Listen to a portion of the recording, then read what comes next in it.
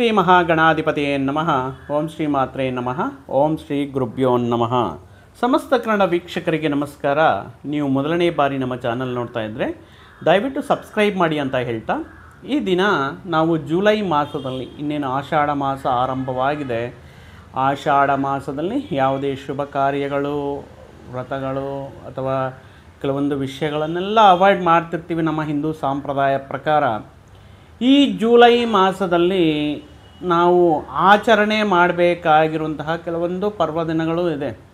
ಅದರಲ್ಲಿ ತೊಲಿ ಏಕಾದಶಿ ಆಗಿರಬಹುದು. ಆ ದಿನದಿಂದ ನಾವು ಹಬ್ಬಗಳ ಒಂದು ಸರಮಾಲೆ ಅನ್ನೋದು ಆರಂಭವಾಗ್ತಾ ಇರುತ್ತೆ.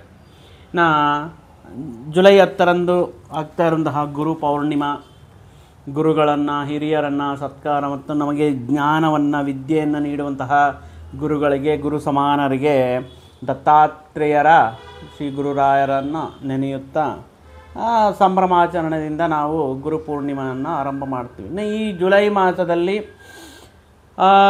ದ್ವಾದಶ ರಾಶಿಗಳಿಗೆ ಗ್ರಹ ಸಂಚಾರ ಅಥವಾ ಗೋಚಾರ ಯಾವ ರೀತಿ ಇದೆ, ಯಾವ ರಾಶಿಯವರಿಗೆ ಯಾವ ವಿಷಯದಲ್ಲಿ ಅನುಕೂಲ ಫಲಗಳು ಮತ್ತು ಅವರು ತಗೋಬೇಕಾಗಿರುವಂತಹ ಮುಂಜಾಗ್ರತಾ ಕ್ರಮಗಳೇನು, ಪರಿಹಾರಗಳೇನು ಅನ್ನೋದರ ಬಗ್ಗೆ ಈ ವಿಡಿಯೋ ಮುಖಾಂತರ ತಿಳಿದುಕೊಳ್ಳೋಣ. ಈ ದಿನವೂ ನಮ್ಮ ವಿಡಿಯೋದಲ್ಲಿ ಮಿಥುನ ರಾಶಿಯಲ್ಲಿ ಜನಿಸಿರುವಂತಹ ಜಾತಕರಿಗೆ ಈ ಜುಲೈ ಮಾಸ ಯಾವ ರೀತಿ ಇದೆ, ಯಾಕಂದರೆ ಗುರು ಲಗ್ನದಲ್ಲೇ, ಜನ್ಮದಲ್ಲೇ ಗುರು ಸಂಚಾರ ಅನ್ನೋದು ಆರಂಭವಾಗಿದೆ. ಈ ಸಂದರ್ಭದಲ್ಲಿ ಮುಖ್ಯವಾಗಿ ಮಿಥುನ ರಾಶಿಯವರಿಗೆ ಯಾವ ರೀತಿ ಅನುಕೂಲ ಇದೆ, ಅವರಿಗೆ ನಿಜವಾಗಲೂ ಗುರುಬಲ ಇದೆಯಾ, ಯಾವ ವಿಷಯಗಳಲ್ಲಿ ಅನುಕೂಲ ಇದೆ, ಯಾವ ವಿಷಯಗಳಲ್ಲಿ ಪರಿಹಾರಗಳು ಮಾಡ್ಕೋಬೇಕು ಅನ್ನುವಂಥ ವಿಷಯಗಳನ್ನು ತಿಳ್ಕೊಳ್ಳೋಣ. ರಾಶ್ಯಾಧಿಪತಿ ಬುಧ ಮಹಾಶಯ ಆಗಿರುವಂತಹ ಮಿಥುನ ರಾಶಿಯಲ್ಲಿ ಮೃಗಶಿರ ಆಗಿರ್ಬೋದು, ಪುನರ್ವಸು ಆಗಿರ್ಬೋದು, ಆರಿದ್ರ ನಕ್ಷತ್ರಗಳು ಇಲ್ಲಿ ಹುಟ್ಟಿರುವಂತಹ ಜಾತಕರು ಮಿಥುನ ರಾಶಿಗೆ ಸೇರುತ್ತಾರೆ. ಇನ್ನು ರಾಶ್ಯಾಧಿಪತಿ ಆಗಿರುವಂತಹ ಬುಧ ಕರ್ಕಾಟಕ ರಾಶಿಯಲ್ಲಿ, ಅದೇ ದ್ವಿತೀಯ ಸ್ಥಾನ ಕುಟುಂಬ ಸ್ಥಾನದಲ್ಲಿ ಇರ್ತಾರೆ. ತೃತೀಯಾಧಿಪತಿಯಾಗಿರುವಂತಹ ಸೂರ್ಯ, ರವಿಯು 15ರವರೆಗೂ, ಜುಲೈ 15ರವರೆಗೂ ಕೂಡ ಮಿಥುನದಲ್ಲೇ ಅಂದರೆ ಲಗ್ನದಲ್ಲೇ ಇರ್ತಾರೆ, ಸ್ವಂತ ರಾಶಿಯಲ್ಲೇ ಇರ್ತಾರೆ. ಅದೇ ರೀತಿ 16ರಿಂದ ಕಟಕ ರಾಶಿಗೆ ಇವರ ಬದಲಾವಣೆ ಅನ್ನೋದು ನಾವು ನೋಡಬಹುದು. ಪಂಚಮ ವ್ಯಯಾಧಿಪತಿ ಆಗಿರುವಂತಹ ಶುಕ್ರ ವ್ಯಯದಲ್ಲಿ ಇರ್ತಾರೆ, ವ್ಯಯಭಾವದಲ್ಲಿ ಇರ್ತಾ. ಮುಖ್ಯವಾಗಿ ಷಷ್ಠ ಲಾಭಾಧಿಪತಿ ಅಂತ ಕೇಳ್ತಾ ಇರುವಂತಹ ಕುಜ ಮಹಾಶಯ, ಇವರಿಬ್ಬರ ಕಾಂಬಿನೇಷನ್ ಗೊತ್ತು ನಮಗೆ. ಕುಜ ಕೇತು ಸಿಂಹರಾಶಿಯಲ್ಲಿ ಇರ್ತಾರೆ. ಸಪ್ತಮ ದಶಮಾಧಿಪತಿ ಅಂತ ಹೇಳ್ತಾ ಇರುವಂತಹ ಗುರು ರಾಶಿಯಲ್ಲೇ, ಜನ್ಮದಲ್ಲೇ ಇದ್ದಾರೆ. ಅಷ್ಟಮ ನವಮಾಧಿಪತಿ ಆಗಿರುವಂತಹ ಶನಿ ಪರಮಾತ್ಮ ಈ ಪರ್ಟಿಕ್ಯುಲರ್ ಆಗಿ ದಶಮದಲ್ಲಿ ಇರುತ್ತಾರೆ. ಈ 14ರಿಂದ ವಕ್ರಗಮನದಲ್ಲಿ ಶನಿ ಇರುವಂತಹ ಸಂದರ್ಭಗಳಲ್ಲಿ ನೀವು ಹಿಂದಿನ ದಿನಗಳಲ್ಲಿ ಏನಾದರೂ ಕೈಗೊಂಡಿರುವಂತಹ ಕೆಲಸಗಳು ಅರ್ಧಪೂರ್ಣವಾಗಿ ಅಥವಾ ವೈಫಲ್ಯವನ್ನು ಹೊಂದಿರುವಂತಹ ಸಂದರ್ಭಗಳಲ್ಲಿ 14ರ ಮೇಲೆ ನೀವೇನಾದರೂ ಆ ಪ್ರಯತ್ನಗಳು ಏನಂದರೆ ಹಿಂದಿನ ದಿನಗಳಲ್ಲಿ ಏನಾದರೂ ನಿಮ್ಮ ಫೇಲ್ಯೂರ್ಸ್ ಕಂಡಿದ್ರೂ, ಅವಾಂತರಗಳು ಬಂದಿದ್ರೂ, ವಿಳಂಬತೆ ಆಗಿದ್ರೂ, ಕೆಲವೊಂದು ಮುಖ್ಯವಾದ ವಿಷಯಗಳನ್ನು ಈಗ ಏಕೆ ಸುಮ್ಮನೆ ತಲೆನೋವು ಬೇಡ ಅನ್ನುವಂತಹ ವಿಷಯಗಳನ್ನು ಈ ವಕ್ರಗಮನ ಮಾಡ್ತಾ ಇರುವಂತಹ ಶನಿ ಸಂಚಾರ ಸಮಯ ಅಂದರೆ 14 ಜುಲೈ ಮೇಲೆ ಏನಾದರೂ ಕೈ ಹಿಡಿದ್ರೆ ಆ ವಿಷಯಗಳೆಲ್ಲ ನಿಮಗೆ ಅದ್ಭುತವಾಗಿ ಕೂಡಿ ಬರುತ್ತೆ. ಈ ವಿಷಯವನ್ನು ನೆನಪಿಟ್ಕೊಳ್ಳಿ. ಹಣಕಾಸಿನ ವಿಷಯಗಳು ನೋಡಿದ್ರೆ ತುಂಬ ಚೆನ್ನಾಗಿರುತ್ತೆ. ಬರುವಂತಹ ಆದಾಯ ಆಗಿರ್ಬೋದು ಅಥವಾ ಈ ಆದಾಯ ಮಾರ್ಗಗಳು ಬೆಳೆಯೋದಾಗಿರ್ಬೋದು, ಕೆಲವೊಂದು ನಿಮಗಿರುವಂತಹ ಜಮೀನು ಏನಾದರೂ ಈ ಗುತ್ತಿಗೆಗೆ ಕೊಡೋದು ಅಥವಾ ರೈತರಿಗೆ ಬೆಳೆಸ್ಕೊಳ್ಳೋಕ್ಕೆ ಕೊಡೋದು, ಈ ರೀತಿ ವಿಷಯಗಳಿಂದ ಸ್ವಲ್ಪ ಭೂಮಿಯಿಂದ ಹಣಕಾಸು, ಆಸ್ತಿಗಳಿಂದ ಹಣಕಾಸಿನ ಸೌಲಭ್ಯ ಅನ್ನೋದು ಈ ಮಾಸದಲ್ಲಿ ನೀವು ನಿರೀಕ್ಷೆ ಮಾಡಬಹುದು. ಆದಾಯ ಬರ್ತಾ ಇದೆ ಅನ್ನುವಂತಹ ಸಂದರ್ಭಗಳಲ್ಲಿ ಆಟೋಮೆಟಿಕ್ಕಾಗಿ ಮನೆಯಲ್ಲಿ ಅವಶ್ಯಕತೆಗಳು ಉಟ್ಕೊಂಡು ಬರುತ್ತೆ. ಈಗ ಕೈಯಲ್ಲಿ ದುಡ್ಡಿಲ್ಲ ಅಂದ್ರೂ, ಯಾವುದೇ ಅವಶ್ಯಕತೆ ಬಂದ್ರೂ ಸರಿ ಇವತ್ತು ನೋಡೋಣ, ನೆಕ್ಸ್ಟ್ ಮಂತ್ ನೋಡೋಣ ಅಂತೀವಿ. ಯಾವಾಗಾದರೆ ಕೈಯಲ್ಲಿ ಮನಿ ಫ್ಲೋ ಅನ್ನೋದು ಜಾಸ್ತಿ ಆಗುತ್ತೆ, ಆಟೋಮೆಟಿಕ್ಕಾಗಿ ಕಮಿಟ್ಮೆಂಟ್ಗಳು ಕೂಡ ಒಂದರಿಂದ ಒಂದರ ಬರುತ್ತೆ. ಅದೇ ರೀತಿಯಲ್ಲಿ ನಿಮಗೆ ಬರುವಂತಹ ಆದಾಯಕ್ಕೆ ತಕ್ಕಂತೆ ಕುಟುಂಬದಲ್ಲಿ ಮಾಡುವಂತಹ ಖರ್ಚುಗಳು ಕೂಡ ಅದೇ ರೀತಿಯಲ್ಲಿ ಇರುತ್ತೆ ಮಿಥುನ ರಾಶಿಯವರಿಗೆ ಜುಲೈ ಮಾಸದಲ್ಲಿ. ಹೆಂಗಿದ್ರೂ ಸ್ವಲ್ಪ ಬಾಧೆ ಆಗ್ತಾ ಇರುತ್ತಲ್ವ. ಒಂದು ಕಡೆ ಹಣ ಬರ್ತಾ ಇದೆ, ಒಂದು ಕಡೆ ಖರ್ಚುಗಳು ಹೇಳ್ತಾ ಇದ್ದಾರೆ, ಮಕ್ಕಳು ಕೆಲವೊಂದು ವಿಷಯಗಳು ಕೇಳ್ತಾರೆ, ಹೆಂಡತಿ ಕೆಲವೊಂದು ವಿಷಯಗಳು ಕೇಳ್ತಾರೆ. ಈ ರೀತಿ ವಿಷಯಗಳಿಂದ ಪಾಪ ಎಷ್ಟೋ ದಿನದಿಂದ ನಿರೀಕ್ಷೆ ಮಾಡ್ತಾ ಇರ್ತಾರಂತಹ ಹಣ ಬರೋ ಟೈಮ್ ಕರೆಕ್ಟಾಗಿ ಏನೇನೋ ಕಮಿಟ್ಮೆಂಟ್ಗಳು ಹೇಳೋಷ್ಟೊತ್ತಿಗೆ ಸ್ವಲ್ಪ ನನಗದು ಬೇಕು ನನಗಿದು ಬೇಕು ಅಂತ ಸ್ವಲ್ಪ ಕುಟುಂಬದಲ್ಲಿ ವಾದ ವಿವಾದಗಳು, ನನಗೆ ಫಸ್ಟ್ ಕೊಡಿಸ್ರಿ ಅಂತ ಹೇಳಿಬಿಟ್ಟು ಕೆಲವೊಂದು ವಿಷಯಗಳು, ಅಂದರೆ ಬರುವಂತಹ ದುಡ್ಡು ಈ ರೀತಿ ಹೋಗ್ತಾ ಇದೆಯಲ್ಲ ಅನ್ನೋಂತಹ ಒಂದು ಬೇಜಾರು ಈ ಕುಟುಂಬದಲ್ಲಿ ಸಣ್ಣ ಪುಟ್ಟ ಸಮಸ್ಯೆಗಳಿಗೆ ಕಾರಣವಾಗಬಹುದು. ಮಾತು ಬೆಳೆದು ಅದು ಮುಖ್ಯವಾಗಿ ಸಂಬಂಧಗಳಲ್ಲಿ ಬಿರುಕು ಮೂಡಿಸುವಂತಹ ಸಂದರ್ಭಗಳು ಕೂಡ ಬರಬಹುದು. ಅದಕ್ಕೆ ಧನಂ ಮೂಲಂ ಇದಂ ಜಗತ್ ಅಂದರೆ ಎಂಟೈರ್ ಪ್ರಪಂಚ ಕೂಡ ಯಾವುದ್ರ ಈ ಹಣದ ಸುತ್ತ ತಿರುಗ್ತಾ ಇದೆ. ಸಂಬಂಧಗಳಾಗಿರ್ಬೋದು, ಅನುಬಂಧಗಳಾಗಿರ್ಬೋದು, ಯಾವುದೇ ಒಂದು ವಿಷಯ ತಗೊಂಡ್ರೂ ಹಣಕಾಸಿನ ಮೇಲೆ. ಆದ್ದರಿಂದ ಬರ್ತಾ ಇರುವಂತಹ ಹಣಕಾಸಿನ ಆದಾಯ ಖರ್ಚುಗಳನ್ನು ನಿಭಾಯಿಸೋದು, ಆ ಬಂದಿರುವಂತಹ ಖರ್ಚುಗಳಿಂದ ಕುಟುಂಬ ಸದಸ್ಯರನ್ನು ನಿಭಾಯಿಸೋದು ಒಂದು ದೊಡ್ಡ ಸವಾಲಾಗಿ ಈ ಸಂದರ್ಭದಲ್ಲಿ ಮಿಥುನ ರಾಶಿಯವರಿಗೆ ಈ ರೀತಿ ಗೋಚಾರವನ್ನು ನೀಡ್ತಾ ಇದೆ. ಅನಾವಶ್ಯಕವಾಗಿ ವಾದ ವಿವಾದ ಮಾಡೋದು, ಇವಾಗ ಆಗಲ್ಲ ಅನ್ನೋದು, ದುಡ್ಡಿದೆಯಲ್ಲ ಮಾಡಿಸ್ರಿ ಅಂತ ಕೇಳೋದು, ಈ ರೀತಿ ವಿಷಯಗಳಿಂದ ಕೆಲವೊಂದು ಡಿಮ್ಯಾಂಡ್ಸ್ ಅನ್ನೋದು ಜಾಸ್ತಿ ಆಗುತ್ತೆ. ಸ್ವಲ್ಪ ತಾಳ್ಮೆಯಿಂದ ಏನು ಜಗಳ ಮಾಡಿದ್ರು ಮಾಡಿಸೋ ತಪ್ಪೋದಿಲ್ಲ. ಅವ್ರು ಕೇಳಿದ್ದು ಖಂಡಿತ ಕೊಡಲೇಬೇಕಾಗಿರುತ್ತೆ. ಆದ್ದರಿಂದ ಈ ವಿಷಯದಲ್ಲಿ ಸ್ವಲ್ಪ ಕಾಂಪ್ರಮೈಸ್ ಮಾಡಿಕೊಂಡು ಯಾವುದೇ ಟೆನ್ಷನ್ ತಗೊಳ್ಳದೆ ಆರಾಮಾಗಿ ನಡ್ಕೊಂಡು ಹೋಗಲಿ. ಅವರ ಇಷ್ಟವನ್ನು ನೀವು ಗೌರವಿಸಿ, ನಿಮ್ಮ ಇಷ್ಟವನ್ನು, ನಿಮ್ಮ ಗೌರವವನ್ನು ಕೂಡ ಅವರು ಬೆಳೆಸುವಂತಹ ರೀತಿಯಲ್ಲಿ ವರ್ತನೆ ಮಾಡಬೇಕಾಗಿರುತ್ತೆ. ಜುಲೈ 20ರಿಂದ ಚತುರ್ಥ ಸ್ಥಾನದಲ್ಲಿ ಈ ಕುಜನ ಸಂಚಾರ ಅನ್ನೋದು ನೋಡಿದ್ರೆ, ಅದೇ ರೀತಿ ಕುಟುಂಬ ವಿಷಯಗಳಲ್ಲಿ ಈ ರೀತಿ ಸ್ವಲ್ಪ ಜನ ಮುಣಿಸ್ಕೊಂಡು ದೂರ ಹೋಗೋದು, ಅಥವಾ ಹಾಸ್ಟೆಲ್ಗೆ ಹೋಗ್ತೀನಿ ಅಂತ ಹೋಗೋದು, ಅಥವಾ ಫ್ರೆಂಡ್ ಮನೆಗೆ ಹೋಗೋದು, ಈ ರೀತಿ ಮಕ್ಕಳು ಏನು ಮಾಡ್ತಾರೆ, ಹಠ ಮಾಡ್ತಾರೆ, ಬೈಕ್ ಬೇಕು ಅಂತಾರೆ, ಫೋನ್ ಬೇಕು ಅಂತಾರೆ. ನೀವು ಏನಾದರೂ ಬೇರೆ ರೀಸನ್ಸ್ ಹೇಳುವಂತಹ ಸಂದರ್ಭಗಳಲ್ಲಿ ಆ ರೀತಿ ಸ್ವಲ್ಪ ಫ್ರಸ್ಟ್ರೇಷನ್, ಈ ರೀತಿ ಆಗ್ತಾ ಇರುವಂತಹ ಕೆಲವೊಂದು ಸಂದರ್ಭಗಳು ನಿಮ್ಮಲ್ಲಿ ಸ್ವಲ್ಪ ಫ್ರಸ್ಟ್ರೇಷನ್ನ ನೀಡ್ತಾ ಇರುತ್ತೆ. ಮತ್ತು ಕುಟುಂಬದಲ್ಲಿ ಇದೆ, ಮತ್ತು ಹೊರಗಡೆ ಯಾವ ರೀತಿ ಇರುತ್ತೆ ಅಂದರೆ, ನಿಮಗೆ ಹೊರಗಡೆ ಒಳ್ಳೆಯ ಹೆಸರಿರುತ್ತೆ, ಒಳ್ಳೆಯ ಗೌರವವಿರುತ್ತೆ, ಒಳ್ಳೆಯ ಮರ್ಯಾದೆ ಸಿಗುತ್ತೆ, ಒಳ್ಳೆಯ ನಿಮಗೆ ಸ್ಥಾನಮಾನ ಅನ್ನೋದು ಅದ್ಭುತವಾಗಿರುತ್ತೆ.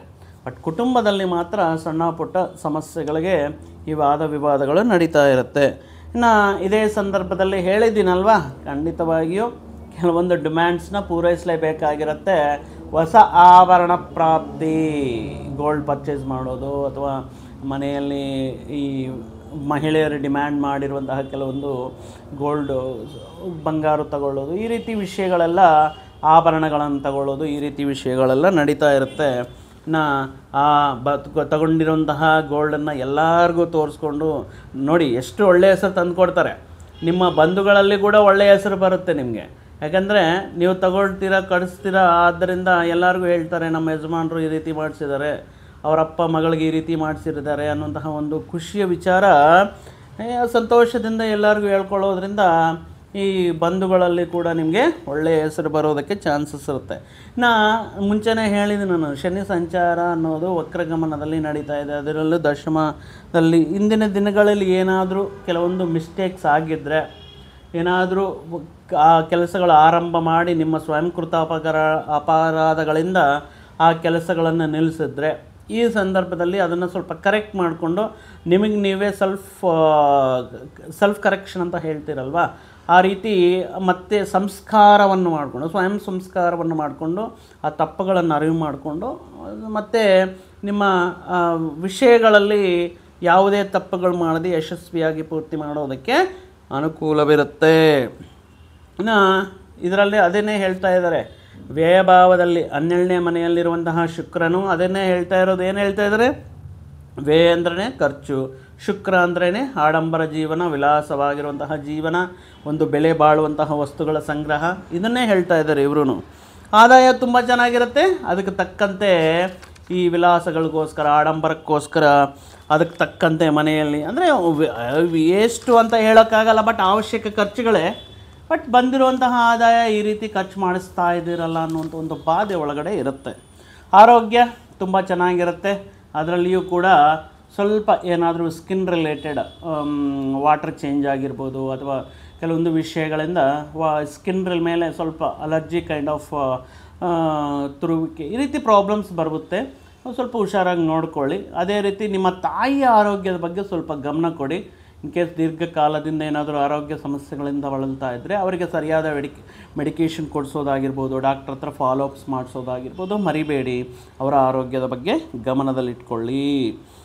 ಸ್ಪರ್ಧೆಗಳು, ಕುಜ ಕೇತು ಇವರಿಬ್ಬರ ಕಾಂಬಿನೇಷನ್ ಅಂದ್ರೇ ಅದು ಮಧ್ಯದಲ್ಲಿ ಏನೋ ಒಂದು ಬಂದು ನೀವೇನೇ ಹೇಳಿದ್ರು ಅವ್ರು ತಪ್ಪಾಗಿ ಅರ್ಥ ಮಾಡ್ಕೊಳ್ಳೋದು, ಅಥವಾ ಅವರು ಹೇಳಿರೋದಕ್ಕೆ ನೀವು ಹರ್ಟಾಗಿ ಏನಾದರೂ ಮಾತನ್ನೋದು, ಈ ರೀತಿ ಕೆಲವೊಂದು ವಿಷಯಗಳಲ್ಲಿ ಮನಸ್ಪರ್ಧೆಗಳು ಬರ್ತಾ ಇರುತ್ತೆ. ಮುಖ್ಯವಾಗಿ ಈ ಸಂದರ್ಭದಲ್ಲಿ ನೀವು ನಿಮ್ಮ ಕುಟುಂಬ ಜೀವನದ ಮೇಲೆ, ಕುಟುಂಬದಲ್ಲಿರುವಂತಹ ಸಂಬಂಧಗಳ ಮೇಲೆ ನೀವು ಫೋಕಸ್ ಮಾಡಬೇಕಾಗಿರುತ್ತೆ. ಕೋರ್ಟು ಕೇಸು ವ್ಯವಹಾರಗಳೇನಾದರೂ ಆಸ್ತಿಗಳಿಗೆ ಸಂಬಂಧಪಟ್ಟಂತಹ ಯಾವುದಾದ್ರೂ ಈ ನ್ಯಾಯ ಸಂಬಂಧಪಟ್ಟಿರುವಂತಹ ಕೆಲವೊಂದು ವಿಚಾರಗಳು ಸ್ವಲ್ಪ ಡಿಸಪಾಯಿಂಟ್ಮೆಂಟ್ ನೀಡುತ್ತೆ. ಸ್ವಲ್ಪ ತಾಳ್ಮೆ ಇರಬೇಕಾಗಿರುತ್ತೆ. ಕೆಲವೊಂದು ಸಾರಿ ನಿಮಗೆ ಅನುಕೂಲವಾಗಿ ಬಂದ್ರೂ ಕೂಡ ಅದರಲ್ಲಿ ಸ್ವಲ್ಪ ಮಟ್ಟಿಗೆ ನಿಮಗೆ ನಷ್ಟ ಉಂಟಾಗುವಂತಹ ಸಾಧ್ಯತೆಯೂ ಇರುತ್ತೆ.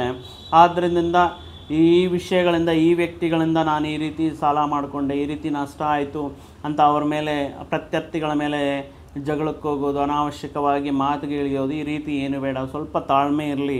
ನಿಮಗೆ ಅನುಕೂಲ ಬರಲಿಲ್ಲ ಅಂದರೆ ಕಾನೂನಿನ ಮೇಲೆ ಸ್ವಲ್ಪ ವಿಶ್ವಾಸ ಇರಲಿ. ಮತ್ತೊಂದು ಕೋರ್ಟ್ಗೆ ಅಪೀಲ್ ಮಾಡ್ಕೋಬೋದು, ಅಥವಾ ಮತ್ತೊಂದು ಪ್ರಯತ್ನ ಮಾಡ್ಬೋದು.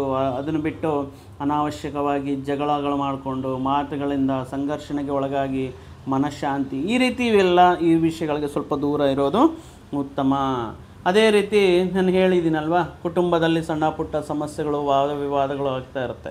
ಈ ವಿಷಯಗಳನ್ನೆಲ್ಲ ಕೇಳಿಸ್ಕೊಂಡು ನೋಡ್ತಾ ಇರುವಂತಹ ವಿದ್ಯಾರ್ಥಿಗಳಿಗೆ ಏನಾಗುತ್ತೆ, ಈ ವಿದ್ಯಾರ್ಥಿಗಳಿಗೆ ಏಕಾಗ್ರತೆ ಕಮ್ಮಿ ಆಗುತ್ತೆ. ಓದಿನ ಮೇಲೆ ಧ್ಯಾನ, ಈ ಪರ್ಟಿಕ್ಯುಲರ್ ಕಾನ್ಸಂಟ್ರೇಷನ್ ಅನ್ನೋದು ಡಿವೇಟ್ ಆಗುತ್ತೆ. ಆದ್ದರಿಂದ ಎಲ್ಲ ಪೋಷಕರಿಗೂ, ಎಲ್ಲ ಕುಟುಂಬಸ್ಥರಿಗೂ ಹೇಳೋದೇನೆಂದರೆ, ನಿಮ್ಮ ವೈಯಕ್ತಿಕ ಜಗಳಗಳೇನಿದ್ರೂ, ಮಾತುಗಳೇನಿದ್ರೂ, ಕೆಲವೊಮ್ಮೆ ಕೋಪದಲ್ಲಿ ಮಾತಾಡುವಂತಹ ದೋಷಪೂರಿತವಾಗಿರುವಂತಹ ಮಾತುಗಳು ಸಾಧ್ಯವಾದಷ್ಟು ಮಕ್ಕಳಿಂದ ದೂರ, ಅವರಿಗೆ ಗೊತ್ತಾಗದಂತೆ, ಅವರಿಗೆ ಕೇಳದಂತೆ ಮಾತಾಡೋದು ಉತ್ತಮ. ಯಾಕಂದರೆ ಫಾಲೋ ಮಾಡ್ತಿರ್ತಾರೆ. ದೊಡ್ಡವರು ಏನು ಮಾಡ್ತಾರೋ ಮಕ್ಕಳು ಕೂಡ ಅದೇ ಮಾಡ್ತಾ ಇರ್ತಾರೆ. ಅವರಲ್ಲಿ ಒಂದು ಒಳ್ಳೆಯ ಕ್ರಮಶಿಕ್ಷಣೆ, ಒಂದು ಸಂಸ್ಕಾರ, ಒಂದು ಒಳ್ಳೆಯ ಗುಣಗಳು ಬರಬೇಕು ಅಂದರೆ ಈ ವಿಷಯಗಳನ್ನು ನೀವು ನಿಮ್ಮ ಮಕ್ಕಳಿಗೆ, ಅದರಲ್ಲಿಯೂ ವಿದ್ಯಾಭ್ಯಾಸ ಮಾಡ್ತಾ ಇರುವಂತಹ ಮಕ್ಕಳ ದೃಷ್ಟಿಗೆ ತಗೊಂಡೋಗೋಕೆ ಹೋಗಬೇಡಿ. ಅದೇ ರೀತಿ ಪ್ರೀತಿ ಪ್ರೇಮ ವ್ಯವಹಾರಗಳಲ್ಲಿರುವಂತಹ ಮಿಥುನ ರಾಶಿಯವರಿಗೆ ಈ ಸಂದರ್ಭ ಅಷ್ಟೊಂದು ಅನುಕೂಲ ಇಲ್ಲ. ಏನಾದರೂ ನಿಮ್ಮ ಮನೆಯಲ್ಲಿ ಹೇಳಬೇಕು, ಪರ್ಮಿಷನ್ ತಗೋಬೇಕು, ಅಥವಾ ಮತ್ತೊಂದು ಹಂತಕ್ಕೆ ತಗೊಂಡೋಗಬೇಕು ಅಂದರೆ ಸ್ವಲ್ಪ ಒಂದು ತಿಂಗಳು 2 ತಿಂಗಳು ವೆಯ್ಟ್ ಮಾಡಿ ನೀವು ಈ ವಿಷಯಗಳಲ್ಲಿ ಮುಂದುವರಿರಿ. ಈಗ ಸದ್ಯಕ್ಕೆ ಈ ಮಾಸದಲ್ಲಿ ಅಷ್ಟೊಂದು ಅನುಕೂಲತೆ ಇಲ್ಲ. ವಿರೋಧಗಳು ಜಾಸ್ತಿ ಆಗೋದಕ್ಕೆ, ಇದರಿಂದ ಕೆಲವೊಂದು ಸಮಸ್ಯೆಗಳು ಉಂಟಾಗೋದಕ್ಕೆ ಕಾರಣವಾಗ್ತಾ ಇದೆ. ನಿಮಗೆ ಸೂಕ್ಷ್ಮವಾಗಿ ಹೇಳ್ತಾ ಇದ್ದೇನೆ. ಈ ವಿಷಯಗಳನ್ನು ಸ್ವಲ್ಪ ತಾಳ್ಮೆಯಿಂದ ಮುಂದಿನ ಹಂತಕ್ಕೆ ತಗೊಂಡೋಗಬೇಕಾಗಿರುತ್ತೆ. ಅಧಿಕಾರದಲ್ಲಿರುವಂತಹ ಗಣ್ಯರಾಗಿರ್ಬೋದು, ಸರ್ಕಾರ ಉದ್ಯೋಗಗಳಾಗಿರ್ಬೋದು, ಜನರೊಂದಿಗೆ ನೀವು ಸಂಭಾಷಣೆ ಮಾಡುವಾಗ, ಯಾವುದಾದ್ರೂ ಸಮಾರಂಭಗಳು, ಸಮಾವೇಶಗಳಲ್ಲಿ ನೀವು ಮಾತನಾಡುವಾಗ ಜನರೊಂದಿಗೆ ಬರುವಂತಹ ಕೆಲವೊಂದು ಪ್ರಶ್ನೆಗಳು, ಅಥವಾ ಬೇಕಂತಾನೆ ಕೆಲವೊಂದು ಜನ ಆ ಗುಂಪಿನಲ್ಲಿ ಸೇರಿ ನಿಮ್ಮನ್ನು ಪ್ರಚೋದನೆಗೆ, ನಿಮ್ಮ ತಾಳ್ಮೆಯನ್ನು ಪ್ರಶ್ನೆ ಮಾಡುವ ರೀತಿಯಲ್ಲಿ ವರ್ತನೆ ಮಾಡ್ತಾ ಇರ್ತಾರೆ, ಪ್ರಶ್ನೆಗಳು ಕೇಳ್ತಾ ಇರ್ತಾರೆ. ಅವರಿಗೆ ತಕ್ಕಂತೆ ನೀವು ಸಮಾಧಾನಗಳು ಹೇಳಬೇಕೇ ಬಿಟ್ಟು, ಏನು ಈ ರೀತಿ ಕೇಳ್ತಾ ಇದ್ದಾರೆ ಅಂದರೆ ಏನಾದರೂ ಸ್ವಲ್ಪ ಆವೇಶದಿಂದ, ಸ್ವಲ್ಪ ಆಲೋಚನೆ ಇಲ್ಲದೆ ಕ್ಷಣಿಕಾವೇಶದಲ್ಲಿ ನೀವೇನಾದರೂ ಜನರ ಮೇಲೆ ಪದಪ್ರಯೋಗವನ್ನು ಮಾಡಿದ್ದಂತಹ ಸಂದರ್ಭಗಳಲ್ಲಿ ನಿಮ್ಮ ಅಧಿಕಾರಕ್ಕೆ ಅಥವಾ ನಿಮ್ಮ ಗೌರವಕ್ಕೆ ಹಾನಿಯಾಗಬಹುದು. ಈಗ ನೋಡಿ, ಎಲ್ಲರೂ ಈಗ ಫೋನ್ ಇರುವಂತಹ, ಸ್ಮಾರ್ಟ್ ಫೋನ್ ಇರುವಂತಹ ಪ್ರತಿಯೊಬ್ಬರೂ ಕೂಡ ರೆಕಾರ್ಡಿಂಗ್, ಏನಂದರೆ ಪ್ರತಿಯೊಂದು ರೆಕಾರ್ಡಿಂಗ್ ಮಾಡ್ಕೊಳ್ತಾ ಇದ್ದಾರೆ. ಅದರಲ್ಲಿ ಪ್ರೆಸ್ ಅವರು ಇರ್ಬೋದು, ಸಾಮಾನ್ಯ ಜನರು ಇರ್ಬೋದು. ಇದು ಈ ವಿಷಯಗಳನ್ನು ಮತ್ತೆ ಸಾಮಾಜಿಕ ಜಾಲತಾಣದಲ್ಲಿ ಅಪ್ಲೋಡ್ ಮಾಡಿ ನಿಮ್ಮ ಹೆಸರಿಗೆ, ನಿಮ್ಮ ಉದ್ಯೋಗಕ್ಕೆ ಕುತ್ತು ತರುವಂತಹ ಸಂದರ್ಭಗಳು ಬರಬಹುದು. ಮುಖ್ಯವಾಗಿ ಜನರೊಂದಿಗೆ ಸಂಪರ್ಕ ಮಾಡುವಂಥ ಸಂದರ್ಭಗಳಲ್ಲಿ, ಸಮಾವೇಶಗಳಲ್ಲಿ ತಾಳ್ಮೆಯಿಂದ ನಿಮ್ಮ ಪ್ರಸಂಗ ಅನ್ನೋದು ಕಂಟಿನ್ಯೂ ಮಾಡಬೇಕಾಗಿರುತ್ತೆ. ಪ್ರೈವೇಟ್ ಸೆಕ್ಟಾರಲ್ಲಿ ಐ ಟಿ ಎಂಪ್ಲಾಯೀಸಲ್ಲಿ ಸ್ವಲ್ಪ ಒತ್ತಡ ಇರುತ್ತೆ. ಈ ಟೈಮಲ್ಲಿ ನಾನು ಒಬ್ಬನೇ ಮಾಡ್ತೀನಿ, ನಾನು ಒಬ್ಬಳೇ ಕಂಪ್ಲೀಟ್ ಮಾಡ್ತೀನಿ ಅಂತ ಸುಳ್ಳು ಆಶ್ವಾಸನೆಗಳು ಕೊಟ್ಟು ವೈಫಲ್ಯಕ್ಕೆ ಮಾಡಿಕೊಡ್ಬೇಡಿ. ಯಾವತ್ತಿದ್ರೂ ಟೀಮ್ ವರ್ಕ್ ಅನ್ನೋದು ಎಕ್ಸಲೆಂಟಾಗಿ ವರ್ಕ್ ಆಗ್ತಾ ಇರುತ್ತೆ. ಸೊ ಒಬ್ಬರು ಮಾಡೋದಕ್ಕೂ ಒಂದು ಟೀಮಾಗಿ ಮಾಡೋದಕ್ಕೂ ಲಾಟ್ ಆಫ್ ಸಕ್ಸಸ್ ಅನ್ನೋದು ಇರುತ್ತೆ. ಆದ್ದರಿಂದ ಟೀಮ್ ವರ್ಕಿಂದ ಈ ರೀತಿ ಒತ್ತಡಗಳನ್ನು ನೀವು ಜಯಿಸಬಹುದು. ನಿಮಗೆ ನೀಡಿರುವಂತಹ ಕೆಲವೊಂದು ಕೆಲಸಗಳನ್ನು ಸಕಾಲದಲ್ಲಿ ಪೂರ್ತಿ ಮಾಡಬಹುದು. ರೈತ ಮಿತ್ರರಿಗೆ ಹೇಳುವುದು, ರೈತ ಬಾಂಧವರಿಗೆ ಹೇಳುವುದೇನೆಂದರೆ, ಸ್ವಲ್ಪ ಈ ಸಂದರ್ಭದಲ್ಲಿ ನೀವು ಬೆಳೆಸಿರುವಂತಹ ಬೆಳೆಗೆ ಸರಿಯಾಗಿರುವಂತಹ ರೇಟು ಬರದೆ ಕಾಯ್ತಾ ಇರೋದಾಗಿರ್ಬೋದು, ಅಥವಾ ಈ ಸಂದರ್ಭದಲ್ಲಿ ನೀವು ನಿಮ್ಮ ಜಮೀನಿಗೆ ಸಂಬಂಧಪಟ್ಟಿರುವಂಥ ಕೆಲವೊಂದು ಕುಜ ಕೇತು ಕಾಂಬಿನೇಷನ್ ಅಲ್ವಾ, ಕುಜ ಅಂದ್ರೇ ವಾರ್, ಫೈಟಿಂಗಿಗೆ ರೆಡಿ ಇರ್ತಾರೆ. ಆದ್ದರಿಂದ ಮುಖ್ಯವಾಗಿ 3 ಅಡಿ ಇರಲ್ಲ, 4 ಅಡಿ ಇರಲ್ಲ, ನನ್ನ ಜಾಗ ನೀವು ಹಾಕ್ಕೊಂಡಿದ್ದೀರ, ನಿಮ್ಮ ಜಾಗವನ್ನು ನಾವು ಹಾಕ್ಕೊಂಡಿದ್ದೀರ. ಈ ರೀತಿ ಸಣ್ಣ ಪುಟ್ಟ ನಿಮ್ಮ ನೆರೆಯಲ್ಲಿರುವಂತಹ ವ್ಯಕ್ತಿಗಳಾಗಿರ್ಬೋದು, ನಿಮ್ಮ ಸೋದರರಾಗಿರ್ಬೋದು, ನಿಮ್ಮ ಬಂಧುಗಳಾಗಿರ್ಬೋದು, ಈ ಜಮೀನು ವಿಷಯದಲ್ಲಿ ಅಥವಾ ಈ ಪ್ಲೇಸ್ ವಿಷಯದಲ್ಲಿ ಮುಖ್ಯವಾಗಿ ಕೆಲವೊಂದು ಜಗಳಗಳು ಆಗುವಂತಹ ಸೂಚನೆಗಳಿದೆ. ದಯವಿಟ್ಟು ಅದನ್ನು ಪ್ರಶಾಂತವಾಗಿ, ಶಾಂತವಾಗಿ, ರಾಜಿ ಮಾರ್ಗದಿಂದ ಅದನ್ನು ಸಮಸ್ಯೆ ಪರಿಷ್ಕಾರ ಮಾಡ್ಕೊಳ್ಳೋದಕ್ಕೆ ಟ್ರೈ ಮಾಡಿ. ಅದೇ ರೀತಿ ನೀವು ಬೆಳೆಸಿರುವಂತಹ ಬೆಳೆಗೆ ಮಳೆಗಳು ಬರುವಂತಹ ಸಾಧ್ಯತೆ ಇರುತ್ತೆ. ಆದ್ದರಿಂದ ಮಳೆಯಿಂದ ಸಂರಕ್ಷಣೆ ಮಾಡಿಕೊಳ್ಳಿ. ಯಾಕಂದರೆ ಮಳೆ ಬಂದು ಸ್ವಲ್ಪ ಫೇಡ್ ಔಟ್ ಆಗಿ ಕ್ವಾಲಿಟಿ ಕಮ್ಮಿಯಾಗಿ ಮಾರ್ಕೆಟಲ್ಲಿ ಅದಕ್ಕೆ ಬೆಲೆ ಕಮ್ಮಿಯಾಗಿ ಕೆಲವೊಂದು ವಿಷಯಗಳಲ್ಲಿ ಈ ರೀತಿ ಇರೋದರಿಂದ ಸ್ವಲ್ಪ ನಿಮ್ಮ ಫಲಸಾಯವನ್ನು ಕಾಪಾಡಿಕೊಳ್ಳೋದು ನಿಮ್ಮ ಪ್ರಥಮ ಕರ್ತವ್ಯವಾಗಿರುತ್ತೆ ನಮ್ಮ ರೈತ ಬಾಂಧವರಿಗೆ, ಅನ್ನದಾತರಿಗೆ. ಈ ರೀತಿ ನೋಡಿದ್ದೀರಲ್ವ, ಎಲ್ಲ ಅದ್ಭುತವಾಗಿರುತ್ತೆ. ಹಣಕಾಸಿನ ಸ್ಥಿತಿ, ಗೌರವ, ಕೀರ್ತಿ ಎಲ್ಲ ತುಂಬ ಚೆನ್ನಾಗಿದೆ. ಮೇಯ್ನಾಗಿ ತಾಳ್ಮೆಯಿಂದ ಇರಬೇಕು. ಯಾವುದೇ ರೀತಿ ಜಗಳಕ್ಕೆ ಹೋಗಬಾರ್ದು. ಜಗಳಕ್ಕೆ ಹುಡ್ಕೊಂಡು ಬಂದ್ರೂ ಕೂಡ 1-2 ತಿಂಗಳು ಸುಮ್ಮನೆ ಮೌನಿಯಾಗಿ ಒಂದು ಋಷಿ ರೂಪದಲ್ಲಿ ಪ್ರಶಾಂತವಾಗಿ ನಡ್ಕೊಂಡು ಹೋಗ್ತಾ ಇರುತ್ತೆ. ಸ್ವಲ್ಪ ಪ್ರಚೋದನಕ್ಕೆ ಒಳಗಾಗಿ, ಸ್ವಲ್ಪ ಪ್ರವೋಕ್ ಆಗಿ ಏನಾದರೂ ನೀವು ಈಗ ಮಾಡ್ತಾ ಇರುವಂತಹ ಕೆಲವೊಂದು ವಿಷಯಗಳು ಮುಂದಿನ ದಿನಗಳಲ್ಲಿ ಸಮಸ್ಯೆಗಳನ್ನು ತಂದುಕೊಡ್ಬೋದು. ಆದ್ದರಿಂದ ಕುಜನ ಅನುಗ್ರಹಕ್ಕೋಸ್ಕರ ಪ್ರತಿ ಮಂಗಳವಾರನೂ ಕೂಡ ಬರುವಂತಹ ಒಂದು 4 ಮಂಗಳವಾರಗಳಾಗಿರ್ಬೋದು, ಒಂದು ತಿಂಗಳಲ್ಲಿ ಬರುವಂತಹ ಒಂದು 8 ಮಂಗಳವಾರ ಅಂದ್ಕೊಳ್ಳಿ. ಅಥವಾ ಆ ರೀತಿ ನೀವು ಪ್ರತಿ ಮಂಗಳವಾರವೂ ತುಂಬ ನಿಷ್ಠೆಯಿಂದ ಶ್ರೀ ಸುಬ್ರಹ್ಮಣ್ಯೇಶ್ವರ ಸ್ವಾಮಿಯನ್ನು ಆರಾಧನೆ ಮಾಡುವುದಾಗಿರ್ಬೋದು, ಅರಳಿ ಮರದ ಪ್ರದಕ್ಷಿಣೆ 11 ಪ್ರದಕ್ಷಿಣೆಗಳು ಮಾಡೋದಾಗಿರ್ಬೋದು. ಪ್ರತಿ ಮಂಗಳವಾರ ಕೆಂಪು ಬತ್ತಿಯಿಂದ ದೀಪಾರಾಧನೆ ಮಾಡುವುದರಿಂದ ಕೆಲವೊಂದು ವಿಷಯಗಳು ನಿಮಗೆ ಅನುಕೂಲವಾಗಿರುತ್ತೆ ಅಂತ ಹೇಳ್ತಾ, ಮತ್ತೊಂದು ವಿಡಿಯೋ ಜೊತೆಗೆ ಮತ್ತೊಂದು ಆಸಕ್ತಿಕರ ವಿಷಯದ ಜೊತೆಗೆ ನಿಮ್ಮ ಮುಂದೆ ಬರ್ತೀನಿ. ಅಲ್ಲಿಯವರೆಗೂ ಸರ್ವೇ ಜನಾಂ ಸುಖಿನೋ ಭವಂತು, ಸಮಸ್ತ ಸನ್ಮಂಗಳಾನಿ ಭವಂತು. ಜೈ ಶ್ರೀರಾಮ್.